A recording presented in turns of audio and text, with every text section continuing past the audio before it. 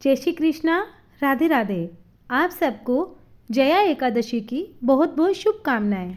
पांडुनंदन युधिष्ठिर ने कहा, हे भगवान, आप समस्त जगत के सृष्टिकर्ता ब्रह्मा, पालक विष्णु तथा नाशक शंकर हो। आपकी जय हो, जय हो, जय हो। हे भगवान, अब आप कृपा कर इसी माह की शुक्ल पक्ष वाली एकादशी का नाम और उसकी कथा का वर्णन कीजिए। तब श्री कृष्ण भगवान ने कहा, हे राजन, इस एकादशी का नाम जया कहलाता है। इसका व्रत धारण करने से ब्रह्म हत्या के पाप से मुक्ति मिलती है तथा भूत प्रेत पिशाच आदि कुयोनि से छूटकर अंत में स्वर्ग को प्राप्त करता है। हे युधिष्ठिर, इस विषय पर मैं तुम्हें एक कथा सुनाता हूँ जिसका वर्णन पद्म पुराण में किया गया है। एक समय जबकि इंद्र स्वर्गलोक में राज्य करता था, तब वह एक दिन अमृत पान कर अप्सराओं के साथ नंदन वन में आकर क्रीड़ा करने लगा। अपनी इच्छा अनुसार अप्सराओं के साथ रमन कर इंद्र उन अप्सराओं के साथ नाच गान में मस्त हो रहा था। वहाँ गंधर्व लोग भी गान कर रहे थे। गंधर्वों में प्रसिद्ध गंधर्व पुष्पदंत गान कर रहा था। चित्रसेन नाम का गंधर्व और उसकी पुत्री मालिनी तथा उसकी स्त्री वहाँ आई। मालिनी का लड़का पुष्पवान और पुष्पवान का लड़का माल्यवान भी वहाँ उपस्थित थे।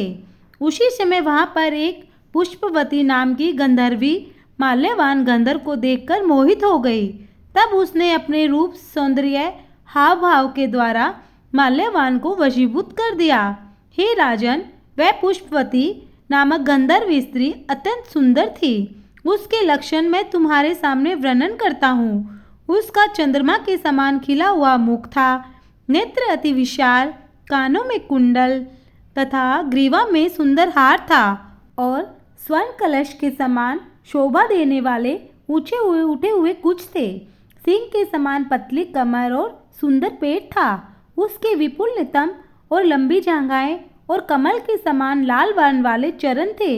ऐसी अत्यंत सुंदरता को देखकर माल्यवान भी पुष्पवती के ऊपर मोहित हो गया। यह दोनों यद्यपि कामदेव के वशीभूत हो रहे थे, किंतु फिर भी वे दोनों सबको दिखाने के लिए गा रहे थे। उनका मन गाने में स्थिर नहीं था, इसलिए वे अशुद्ध गाना गाने लगे। इंद्र ने उनकी भाव भंगिमा को देखकर इनके उस प्रेम को समझ लिया था, किंतु अपना अपमान हुआ जानकर इन दोनों को श्राप देते हुए कहा, मेरी आज्ञा का उल्लंघन करने वाले मूर्खों, तुम दोनों ने मेरा अपमान किया है। मैं तुम्हें श्राप देता हूँ, तुम दोनों मृत्युलोक में स्त्री पुरुष होकर पिशाच रूप धारण करो। तब वे दोनों इंद्र के श्राप से अत्यंत दुखी हो हिमालय पर्वत पर पिशाच रूप धारण कर स्त्री पुरुष के रूप में दुख भोगने लगे। उस समय उन्हें गंध रस तथा स्पर्श का कुछ भी ज्ञान न रहा। वह उस स्थान पर इतने कष्ट भोग रहे थे कि शरीर की जलन के कारण निद्रा भी नहीं आती थी। कड़ाके की सर्दी को सहन करते हुए वे दिन व्यतीत करते थे। एक दिन पिशाच ने पिशाचनी से कहा, न जाने हमने पूर्व जन्म में कौन से कर्म किए हैं जिसके कारण हमें पिशाच योनि को प्राप्त कर इन यातनाओं को सहन करना पड़ रहा है। वे नाना प्रकार से विचार करते हुए दुख सहते हुए उसी स्थान पर जीवन व्यतीत करने लगे। देव योग में जब माघ मास की शुक्ल पक्ष की जया एकादशी का दिन आया, तब उस दिन इन दोनों ने दिन भर न तो कुछ भोजन किया, न जल पिया और न ही कोई पाप कर इनके द्वारा हुआ, न फूल फल का आहार किया। रात को सर्दी के मारे दांत किटकिटाते हुए एक पीपल के नीचे बैठकर एक दूसरे के साथ चिपटकर जागरण करते हुए रात्रि व्यतीत कर दी। इसके प्रभाव से द्वादशी के दिन प्रातःकाल भगवान नारायण की कृपा से इन दोनों की वह पिशाच देह छूट गई और अत्यंत सुंदर अपनी पूर्व देह गंधर्व तथा अप्सरा की धारण कर ली। तब सुंदर वस्त्रों और आभूषणों से अलंकृत होकर यह दोनों ही स्वर्लोक को गए। इनको इस प्रकार सुंदर देह धारण किए देख गंधर्व और देवतागण आकाश में से पुष्प वर्षा करते हुए इनकी स्तुति करने लगे। तब इन दोनों ने स्वर्गलोक में उपस्थित होकर देवराज इंद्र को प्रणाम किया।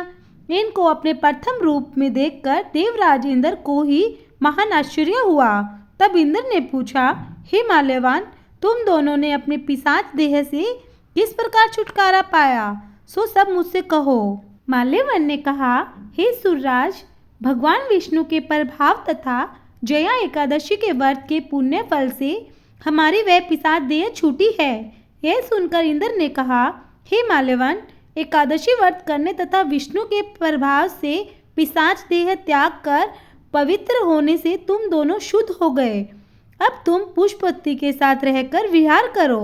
हे युधिष्ठिर, इस जया एकादशी का व्रत धारण करने से समस्त बुरी योनियों से मुक्त होकर स्वर्ग की प्राप्ति होती है। जो मनुष्य इस जया एकादशी का व्रत भक्ति पूर्वक करता है, वे लोग निश्चय ही स्वर्ग की प्राप्ति करते हैं। तो ये थी आज जया एकादशी व्रत की कथा।